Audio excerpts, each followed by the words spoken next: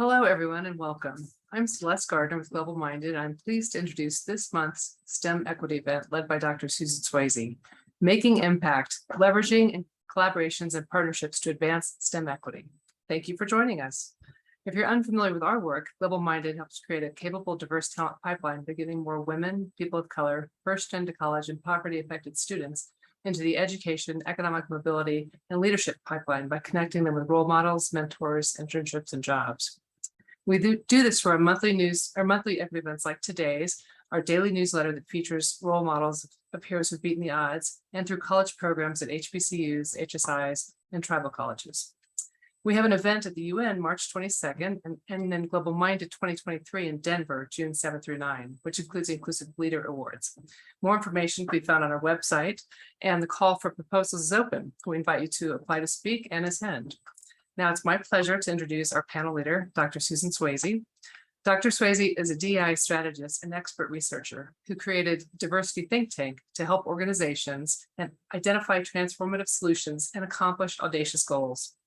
She's a highly sought after speaker on topics related to diversity, equity, and inclusion, with special emphasis on holding conversations about race and bias.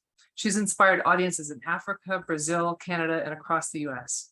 An accomplished scholar, Dr. Swayze has authored 3 books and more than 50 scholarly works.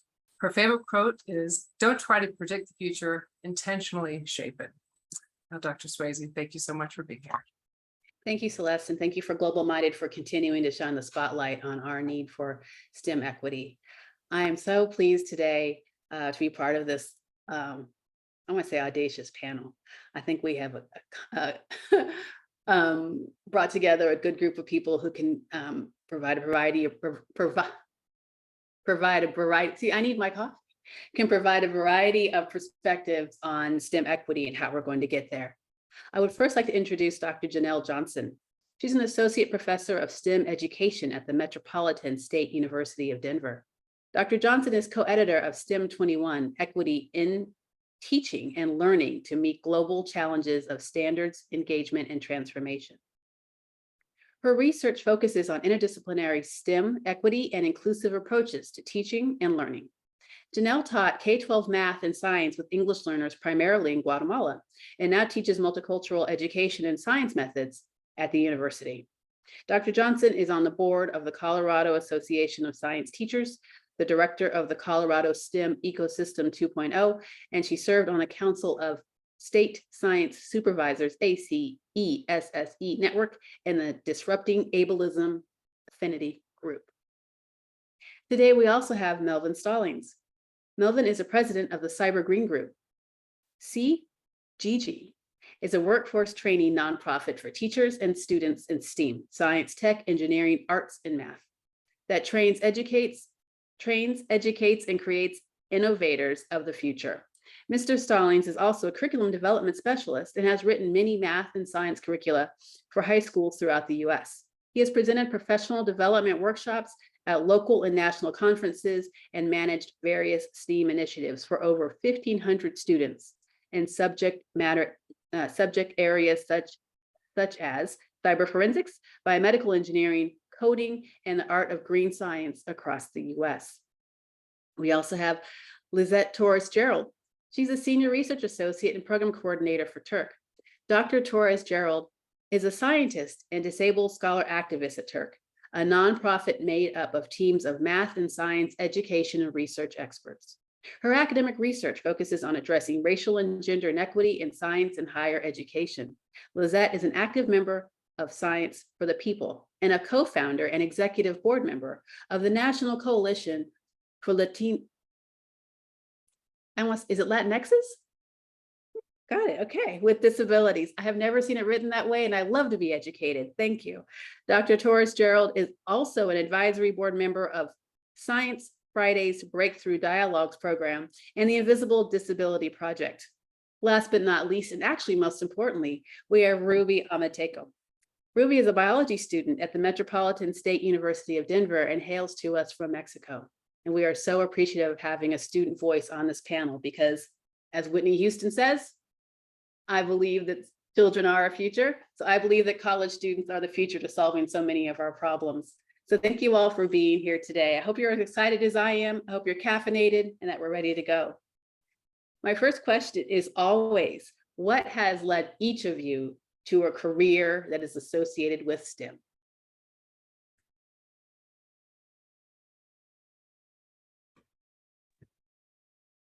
Anyone? Anyone? I guess I could start us off.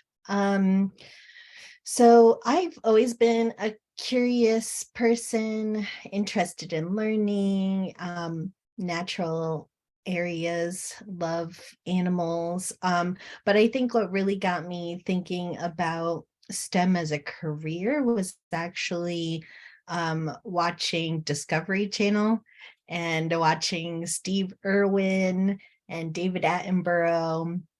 And so just watching them show the amazing wonders of the natural world. And there was a way in which I was able to feel the interconnectedness of humanity with the environment. And that kind of led me on my STEM journey. Thank you. Don't be shy. I'll go next. Thank you. I've always had a passion for math and science throughout high school. And once I got to college, started to watch shows like CSI. And the CSI shows really gave me a better understanding of what STEM, how all those subject areas relate to one another. So the show basically, it produced how, photography relates to science, science relates to math, and how you can tie all that in to actually solve a crime scene and using those STEM skills. So that's where my passion for STEM started at. And that's why I ended up becoming a forensic scientist in the future, based on the passion, watching the show, graduating from college, and then eventually went to school to be a forensic scientist. Thank you. I love how we both have these two TV references. People underestimate the power of old school media and also new school media. Janelle or Ruby, would you like to go next? Yeah, I'll go next. Mine's very similar as well. So growing up, I would watch a lot of documentaries with my dad, a lot of Animal, like Planet, and we bonded over that. And we also did a lot of bird watching, but it wasn't very like formal bird watching, not with any like good equipment, just our eyes and like going out to the park. So yeah, just growing up, I had those experiences. And then when I got to high school, I loved bio class. I took that my freshman year and I felt like I really connected to the content because it was one of the only classes where I felt like I could apply it to real life and apply it to my childhood experiences. Like when we were going over concepts like ecosystems, I could go to the park and I could actually see these concepts come to life. So that's really where it all started. And for me, my interest in STEM has always been intertwined with equity. I was fortunate to benefit from an opportunity in elementary school to be tracked into a gifted and talented program that offered amazing STEM learning experiences. And I remember even at that time wondering why my classmates didn't have access to the same high quality learning experiences and feeling that that was very unfair. My best friend was Black and couldn't access the same program, even though her parents were trying to advocate for her to get in. And then when I was in high school, I always struggled a little bit with geometry. And so my counselor encouraged me to begin tutoring other students. And I realized that my struggles with it helped me be a better teacher for those who were struggling with math and realizing what a gatekeeper math was at that time. And so that really led directly to my teaching role and connecting STEM and equity as a career. Awesome. We have all these personal experiences very early on that have had such a great impact. As a stats professor, I can understand about those gatekeeper courses, and that might come up again later. Why do you think there's a continued lack of diversity in the STEM fields? I mean, based on your personal experience, many of you are in educational roles, in educational buildings, and working with not-for-profits and grants. Why do you think there continues to be a lack of diversity? I can go first, like with my student perspective. I'm also education like minor, so I've gotten to see a lot of that when I go into my field experiences.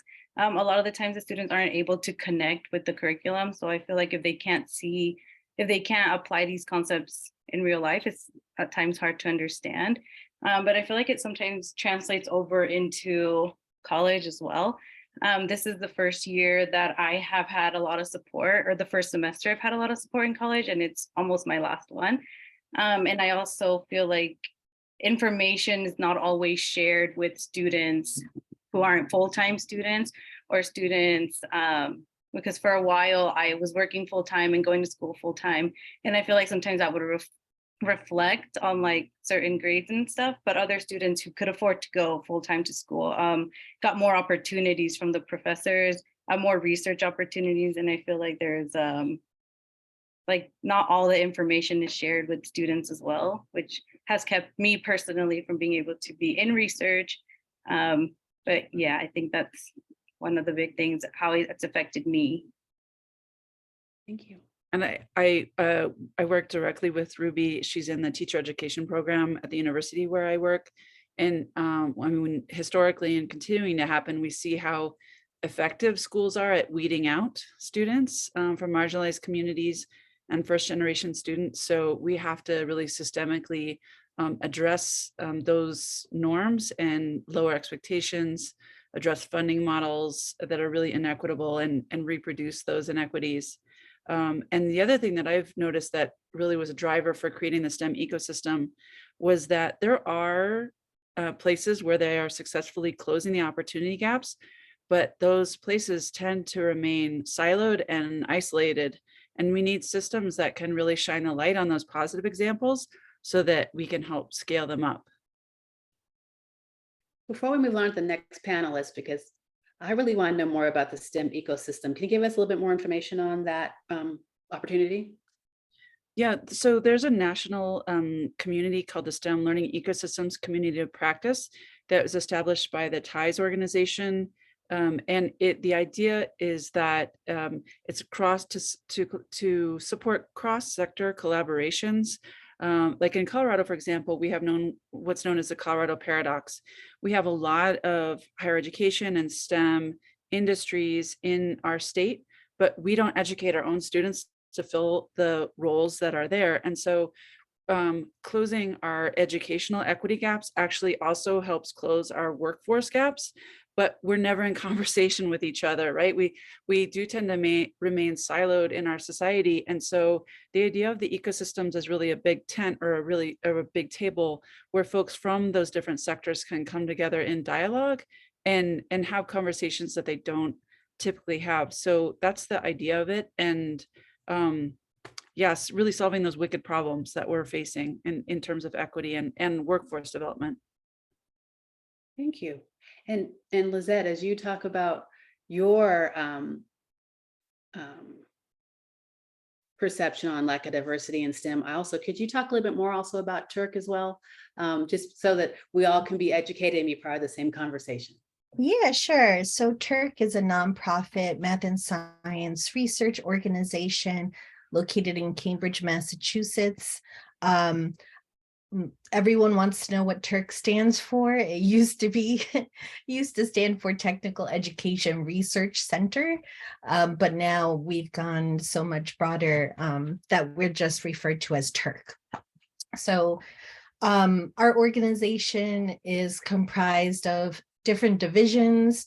Mine is the Education Collaborative Research Center, but there we have folks who do program evaluation specifically. We have folks who are focused more on curriculum development. And so we span K through 20 in terms of research, and we're engaged in a lot of what I would say is equity work in STEM. In terms of my views on the diversity question, I'm going to be honest, I'm a critical race theorist. And so my first thought is structural oppression and the STEM community not understanding the history of oppression and marginalization, particularly of communities of color. But I also think there's a cultural and philosophical challenge that we have to grapple with. One, in terms of whiteness as property. So oftentimes viewing STEM as a reflection of one's intellect and capacity to build money. So, you know, you gatekeep STEM and you keep the money in the powers that be, right? And the decision making. But then I also think about how ever since Western science was created, we focus on the Cartesian philosophy of science, that separation of mind and body. And so I think that plays into objectivity, these notions of objectivity. And so it creates a tension for a lot of, especially scientists of color, in terms of how they engage in science. And so, you know, there's a bunch of research that talks about science identity and how sometimes those cultural values that we have or social identities that we have create fractures and disjunctions between how we view ourselves as scientists versus how we're perceived. Maybe you can come one day to my stats class and give the same discussion, because statistics is similar. It is part of the math, but it's also Completely agree. Mr. Stallings, on to you and the Cyber Green Group. I think one of the main things is that sometimes we forget about our elementary schools. I think there should be a push in the elementary schools in reference to STEM education. When looking at elementary schools, a lot of times the science and the technology is left without any emphasis at all. You know, most times we talk about testing, and testing is based on reading, writing, and math, and not science. And so a lot of times our young people, elementary kids, don't really get science until like 5th or 6th grade. It's too late. To be honest, it's too late. So to emphasize more resources into our school system, elementary level, where you can kind of have those organizations bond and create partnerships. So that's where you create those workforce development skills. Because if you start at a young age, then about the time the kids get to middle school, 8th grade, high school, they will have a better understanding of what STEM really is and how STEM relates to everything that we do on a daily basis. So I think, like, for me, there's definitely a shortage. And, you know, if you look across states and you look at how they emphasize science in all school levels, you'll see the same thing for the most part. And that's where that need has to start there. And then create these partnerships, just like we're having this conversation here. Everybody on this call is specialized in a certain thing, and take your specialized skills and implement those things to kind of bridge the gap for the shortage in STEM education. I agree with you. And I want to invite Dr. Johnson and Dr. Torres-Gerald back into the conversation, because I think I saw light bulbs pinging while everybody was talking. I will say that there is this industry that exists for elementary school and middle school children where parents are paying for science on weekends for children, but they're paying for it. And education should be available to all. So while science has to be paid for in order for students to gain that foundation, it actually, you know, shines a light on exactly what we're talking here today. But please chime in again, because I know I saw some more ideas popping up. Dr. Johnson, you want to go ahead? Well, I was just definitely echoing what the other panelists were saying. Dr. Torres-Gerald talking about while you were talking about the Cartesian, I'm thinking about the Enlightenment framework. I really appreciate that, the separation of spirituality and science, that those things must be separate. And that I think one of the things that, really shapes Western science is that there isn't any acknowledgement of that it does occur within a certain epistemology, and it erases everyone else's. And, so people aren't thinking necessarily about their methods or their methodologies. And one thing that was super transformative for me in my graduate school years was reading Decolonizing Methodologies. It kind of kicked my butt and I needed it. It really kind of made me rethink doing science and doing research and who it was benefiting. And so I think that critical thinking that Dr. Torres-Gerald was mentioning is really super key if we want to close the gaps. And I was just agreeing with Melvin about his him expressing the need for STEM to be early and consistently throughout K through 12. And I have children myself, and I know my son, even though he's had pretty good schooling in terms of computer science, other sciences kind of fall by the wayside. So he gets about 30 minutes a week, if that, just focused on STEM. And so I'm sure there are ways that interdisciplinarily we can bring the STEM more into the curriculum. I also have already heard a theme about what led you to STEM for a career was your connection with it. Like you personally experiencing bird watching, experiencing nature, whether it was under your feet or on the television.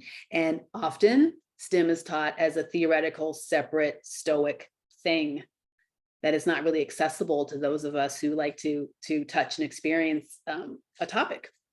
We like to think about social sciences, they're experienced.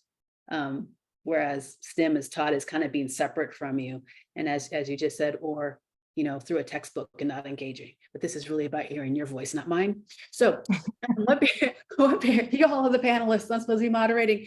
What barriers have you experienced and do you face in terms of pushing for STEM equity? And in your lines of work and in education, what barriers have you seen? And then also, how did you overcome them or how did you knock them down?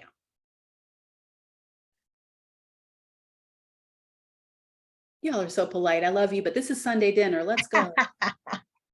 Okay, I'll start. So for me, STEM equity is science for the people, literally with and for the people. It's access for everyone, including those with disabilities. It's being able to understand and reimagine and enact what a science identity is for you through your epistemology. In terms of barriers that I've faced in terms of, achieving STEM equity, I would say mostly inertia and resistance. I think, being humans, we don't like change very much. But I also think it's, people don't like being confronted with things that they had perceived as being positive, being flipped on its head, and other perspectives kind of demonstrating that perhaps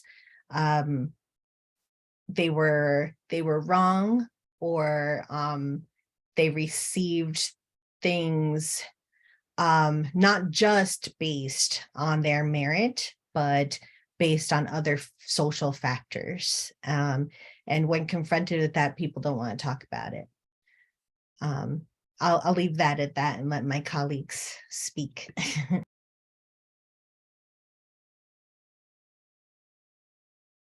Dr. Johnson, I see you. Oh, I was saying I was going to go last. The biggest barriers I've seen is, equity has gotten to be a popular topic. And so people will kind of mention the word, but they haven't necessarily done the deeper work.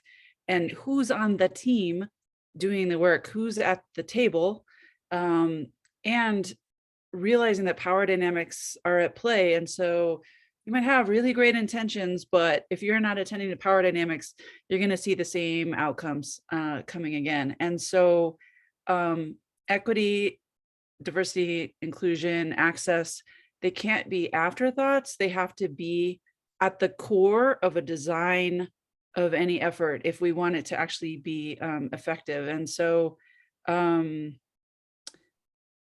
yeah, that's the I think the biggest barriers to really getting to making change.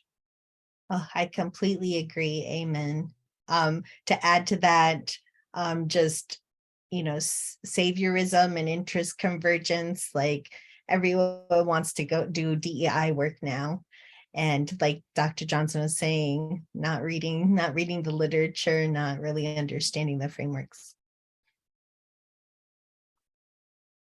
I agree with both of you, because when we're looking at STEM equity, really we want all students to have an opportunity to get the resources they need to become innovators.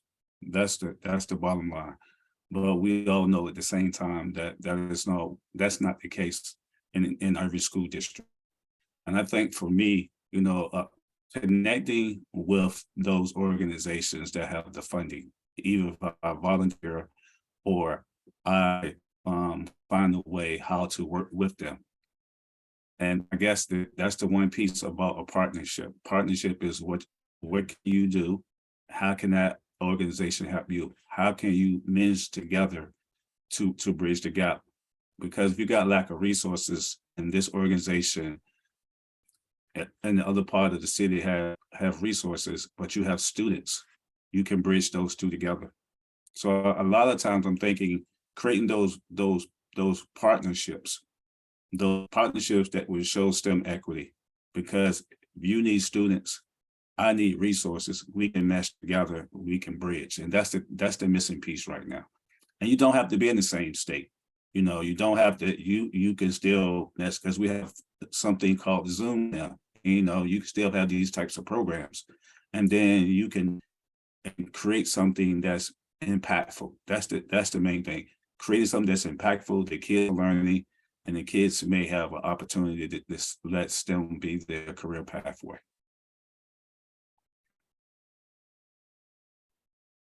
Thank you, Ruby. Okay, so some of the barriers I have faced in my college experience started pretty early on. I am a DACA student, so just navigating college was very difficult. Both my parents only speak Spanish, and they didn't go further than one middle school and one high school. So it was very difficult to navigate just like the entry into college. And then some other barriers I have faced were choosing my degree and having some direction with it. And then again, just sometimes it was hard to advocate for myself because I didn't know what to expect. And I didn't know that there are a lot of opportunities in undergraduate school. But a lot of people, I feel like in my experience, a lot of professors didn't talk about them to me specifically, but I saw other people being talked to about conducting research. And in a way it was hurtful to not feel like I had those opportunities. Yeah, and I feel like if I had had more information, I would have been able to advocate for myself a little bit more. But yeah, those are some of those barriers. And now I'm lucky because I've created a community that is teaching me this stuff now. Awesome. Thank you for sharing. Dr. Johnson, are you part of that? Is that part of the STEM ecosystem?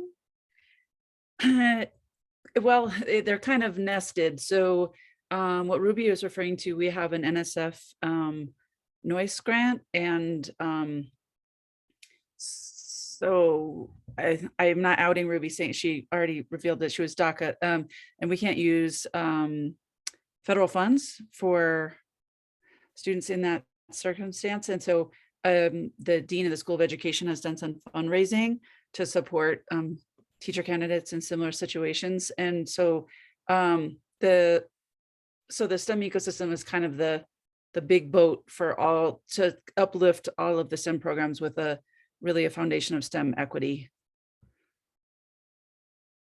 So I have got to hear more about this. Can you put the STEM ecosystem website maybe in a chat, and Yes. also Turk in the chat, and Cyber Green Group, so we can share these.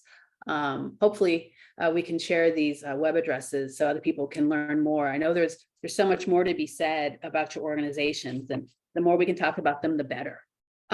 Speaking of organizations, what collaborations or associations have helped your organization make progress towards STEM equity goals, and can anything come out of today and us? So let's talk about that a little bit. And just chime in. I don't want to call on anybody. I'll go first. I think for me, I volunteer with two major organizations. One is the 100 Black Men of Greater Washington, D.C. They have a STEM umbrella, and that has helped me to go into schools in all of DC, Maryland, and Virginia, and to implement STEM educations in all of those areas. So the partnership has been amazing. Also, another organization that I'm a part of, it's called Omega Psi Phi Fraternity. They have an organization where they focus on mentoring, such as the 100 Black Men, but they both mentor boys and girls. And with that mentoring piece, they have a STEM umbrella, and where they're mentoring the students, and they have mentors who look just like the kids, and they are in those STEM fields. So now the kids get a chance to see someone who looks like them, ask questions, and also we do field trips. We go to these individuals' workplace, so then the kids can actually see what they do at work. So I think connecting the students to a real life situation, because what I noticed in the classroom, why we got to do this? This don't make sense. So if you connect the dots for them, and then it starts to make sense, then that might be a career pathways for them. And also another organization that has been amazing, Patel's has STEM grants, and they have basically helped us with these organizations with resources to buy supplies, to implement STEM activities and competitions with these students. So partnerships are everything, but a good partnerships makes the difference.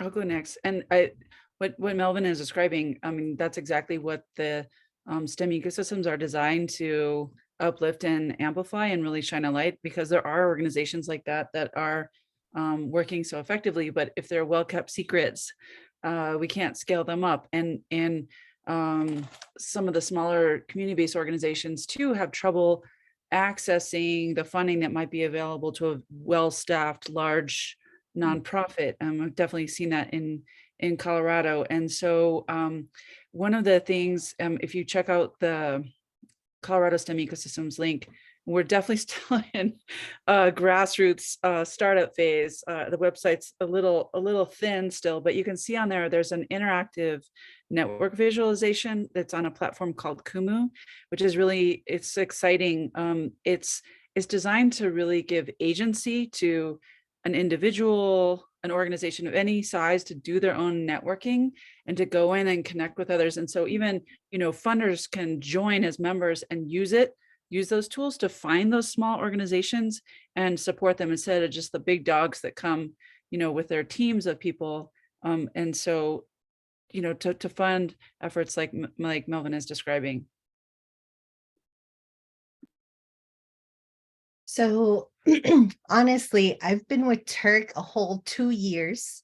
So I can tell you just from my experience in terms of collaborations, but Turk has each research team is connected to several different types of universities and organizations. And so I recently received, along with my colleague Stephen Alkins, Diane Miller from Detroit Zoological Society, and Patty Ruiz from Digital Promise, we received an NSF grant to create a informal STEM learning equity resource center. And through that, we were able to get that grant because of the fabulous collaborators that we have. So I would say Organic Oneness in Chicago is a great organization that does a lot of community building and organizing. I would say Detroit Zoological Society, the National Center CAST, C-A-S-T, Inclusive SciComm out of the University of Rhode Island. A huge thanks to ACES, the American Indian Science and Engineering Society. They've been amazing collaborators and, willing to teach all of us about decolonial science and fighting for the rights of Native peoples. And then the Cesar Chavez Foundation. So those are just a small, taste of some of the collaborators that we've been honored to work with us. Can I Thank you. share? That's a small taste. That's excellent. Please go ahead, Mr. Stallings. I wanted to also share with you all that NASA is also a good resource. NASA could come in and do in-service trainings for your teachers in your areas. Also, NASA, you can also do field trips with your students to learn more about aerospace and the different types of engineers. So we have really engaged with NASA doing in-service training with teachers across the board so that teachers can be more engaging in the classroom, kids can have more fun and be more open to the STEM field. And another organization that has a great tool that is very resources organization called STEM Board. They have a coding kit called Lingo, and it's amazing. It's amazing. We actually been working with STEM Board for about 4 years and implementing, teaching kids a different language and wanted them to, a lot of the kids say they want to learn how to code. So we've been using that across curriculum. My next question is not a simple one, but what does STEM equity mean to you in the context in which you're in? I think it's different for everyone. And we know that equity and equality are two different constructs, but what does STEM equity mean from your position?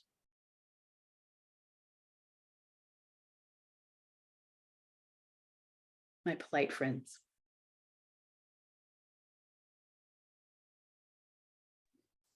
I'll start us off. I think there's a need for equity in all fields, education, housing, think about any structures in our society.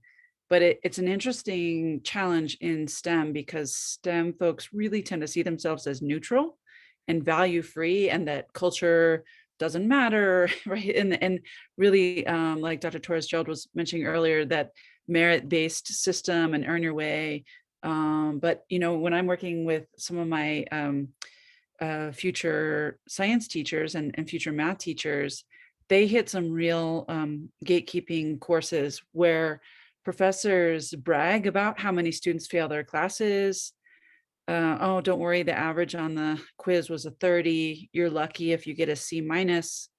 And so those gatekeepers really are all across the spectrum, and I think really intensify even as we go kind of higher up in the system. And so the need for equity in STEM fields is especially intense, and when we're looking at kind of future workforce needs and economic development needs, there's a reason there's all this NSF funding and attention to closing the gaps and huge diversity initiatives by STEM industries.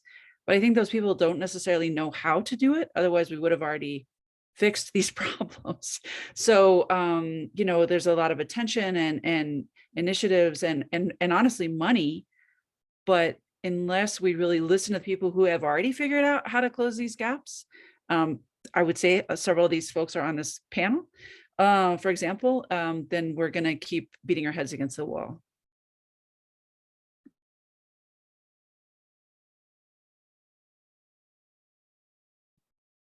I guess I'll go.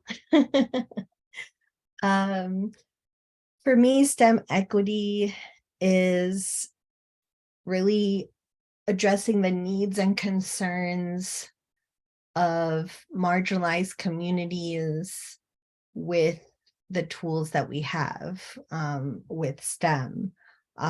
It's giving them the data or making them a part of the data collection, having everyone involved in the data collection process in some way so that folks can generate the evidence they need to make informed decisions. I think a lot of the time,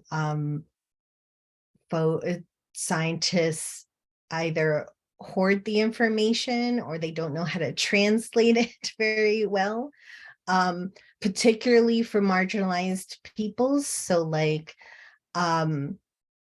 Ruby was saying, her parents, they only spoke Spanish. And so where are the scientists and the science communicators who are sharing information in Spanish? Where are the ones doing it with ASL, American Sign Language? Are we developing resources and pamphlets and across, different types of media? Are we developing it at different reading levels, ways for folks across the board to be able to understand how science is impacting them and what the things that they can do based on that information? I think STEM equity for me means for Cyber Green Group is to create a model for educators to have access to those resources. I mean, many of times I've talked to students over the years, and students will say, I want to go into this STEM camp or do this after school program, but they don't have the resources or it costs.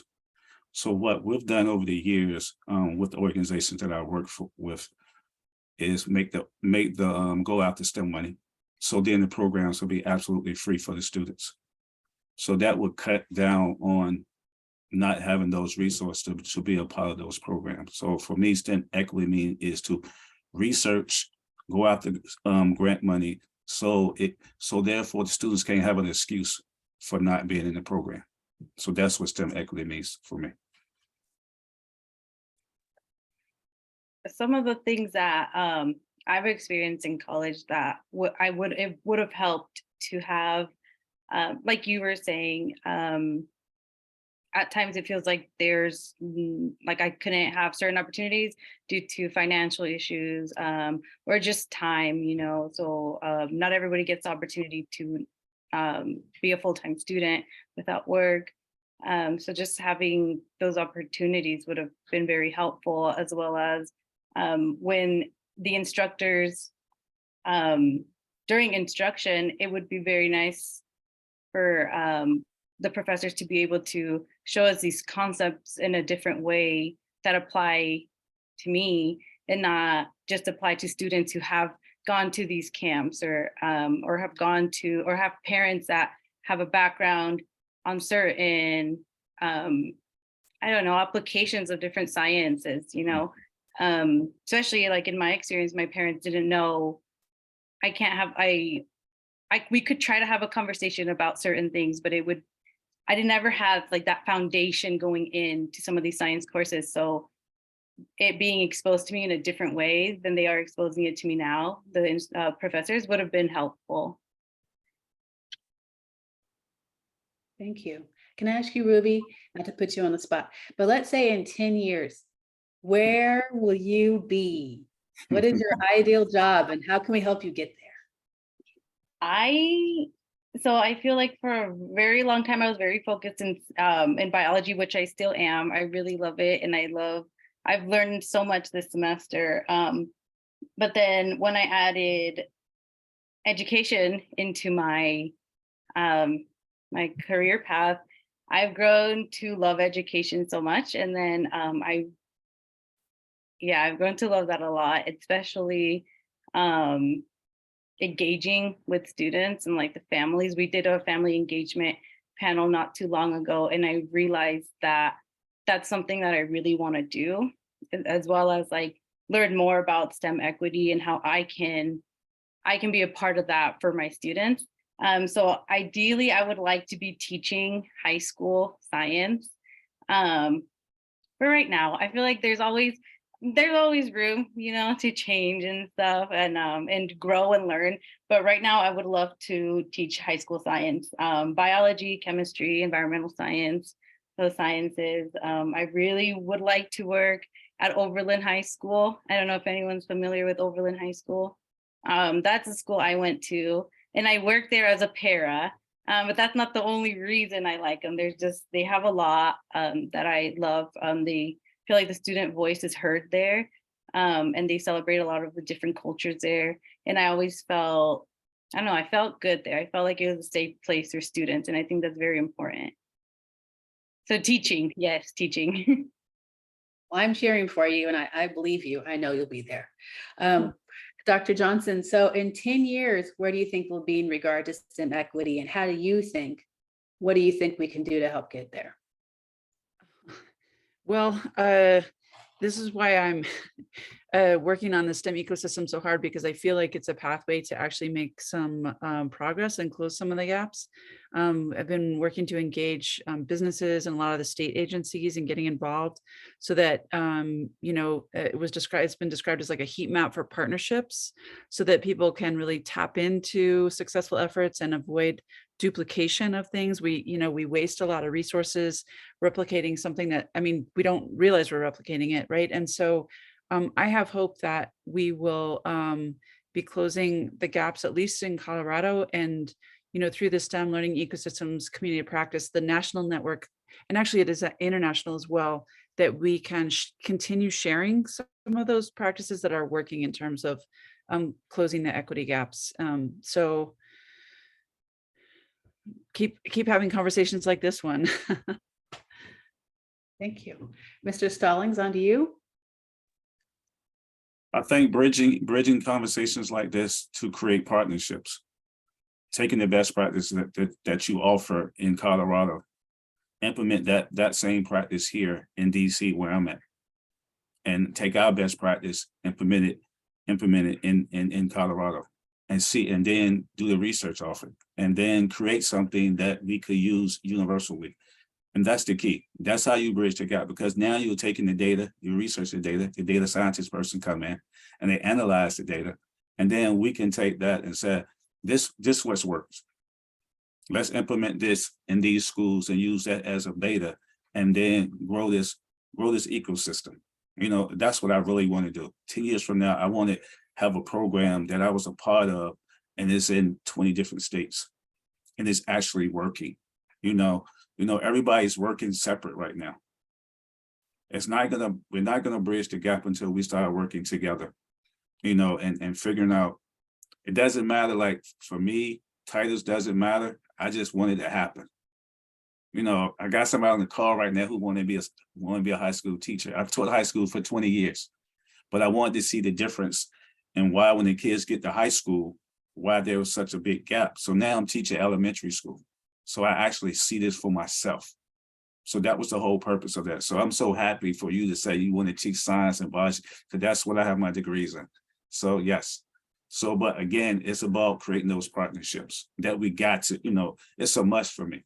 So I'm gonna do everything I need to do in order to work with you, with each and everyone on this call. So 10 years from now, we'll have other teachers such as the one we have almost right now. That's awesome. And I appreciate this very much. And I also like this key takeaway, which is we can't bridge the gaps while working in silos. Speaking truth right there. And Dr. Torres-Gerald, want to close us out on this 10 one? years, oh my God. For me, I'm very optimistic about the next 10 years. We've seen since the March of Science, we've seen an awakening of a lot of scientists recognizing that there is inequity happening and that STEM is not immune from the social factors of life, that science and scientists actually have values that they may or may not articulate, and that there have been ways in which particular individuals and communities have been kept out of STEM. And so I'm optimistic, especially with the revitalization of science for the people and a lot of organizations that are popping up dedicated to equity in STEM, that movement will continue throughout the next 10 years. I also see NSF changing, which I'm kind of excited about. For example, they started the NSF Racial Equity Grant, which is an amazing grant that actually openly talks about racial inequity in STEM and really asks challenging questions of investigators in terms of the methods they will be using and how they will be not only engaging with communities of color, but having them join the research team and lead parts of the project. And so I think, with NSF also encouraging that collaborative, like Melvin was saying, that collaborative nature between organizations, I see that an ecosystem can be created. So I'm really excited about what's to come in the next 10 years. Thank you. And I also do appreciate you're shining a light on the issues of intersectionality in the conversations about STEM. We're looking at women and issues of citizenship, women and women of color, women and disabilities, both visible and not visible, socioeconomic status, interwoven with there's a lot, and STEM is for everyone. So until we're able to devise curricula that works for everyone, we really aren't going to be able to fulfill our workforce needs. I mean, we're missing out on folks who are definitely capable and probably have an interest if they realize how exciting it could be. That's my 2 cents. But as we close out this wonderful talk, I want to give each of you a minute or 90 seconds to give a final shout out, a final say about what you want people to leave this session with. And I will start with my friend Ruby. Let's see, I think what I want people to take out of this is that being a person of color there are definitely some obstacles, but I feel like it's very important also who you surround yourself around, and building a community is very important, because I feel like at times it's hard to ask for help, but asking for help has helped me a lot. And it's something that I learned later on in college. But yes, and it is possible. And I don't know, it's great. It's great now. And I'm appreciative of all the help I've gotten. So asking for help is not a bad thing. It's a good thing. And I'm looking forward to following your career. So I'm gonna have to keep in touch with you, Ruby. Dr. Johnson, your final shout out.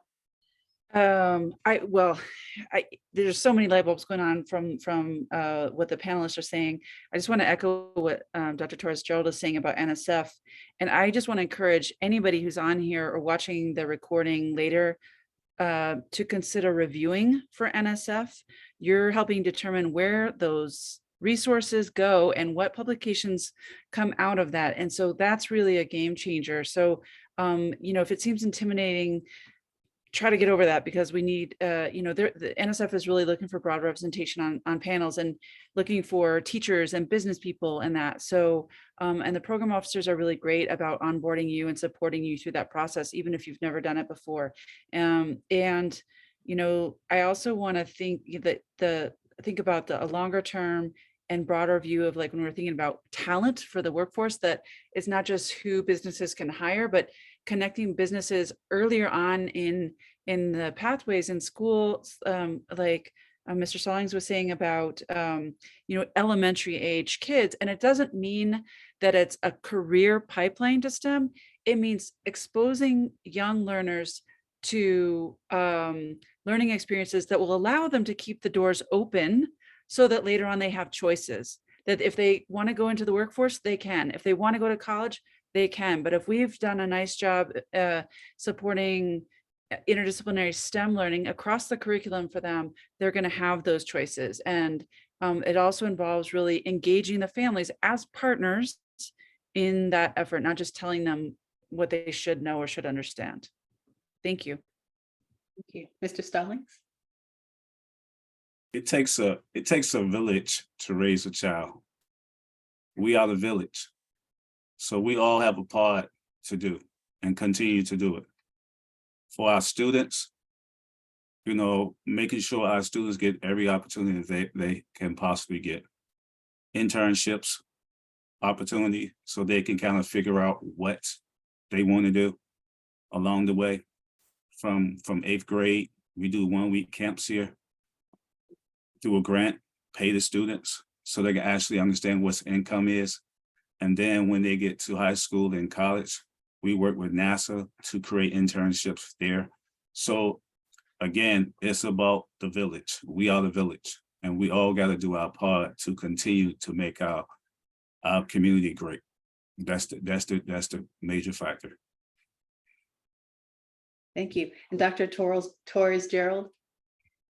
I completely agree with what my colleagues have already expressed. Mentor the next generation, especially those who have privilege in some aspect of your life. Please use those privileges to assist others. Lift as you rise. But also, I think I would love to see curriculum and conversations engaging in social political education of scientists. So what is the history of science and how does science activism play a role in that? Because we do have, for those of you who don't know the history of science very well, we do have a history of science activism. There are scientists since the very beginning who have engaged in political actions in support of marginalized individuals. And so I think oftentimes scientists use that kind of as an excuse. Well, science is neutral, kind of like what Dr. Johnson was saying, but that has not been true. And so I would love to see that happen. And like my colleagues have already said, develop those relationships with communities. Don't be afraid to connect with folks, and it's those relationships that'll be key to moving STEM forward. Absolutely. Thank you all. Oh, sorry. Thank you all for your insights and spending your time with us and giving us so much to think about and action items. On behalf of myself, I want to thank you for being here, and I would like to turn this over to Global Minded for the final close. Thank you so much, everyone, for a fantastic discussion. So many thought-provoking topics and things in the chat. And I invite you to come to Global Minded in Denver and meet leaders just like this. And we have a STEM track, a tech track. I'm putting in the chat here the link to our event in Atlanta. If anybody wants to watch that, it was live streamed by PBS, and you'll see we had a Women in STEM panel, a Closing the Digital Divide panel, a lot of timely topics. And at our conference last year, our speakers were 74% diverse. We really do have a lot of great speakers, as well as students that can meet each other and meet these leaders in their field and make connections. So thank you so much, Dr. Swayze. This was just wonderful. And like I said, everyone can watch it in our newsletter or on our website later. Thank you. Bye.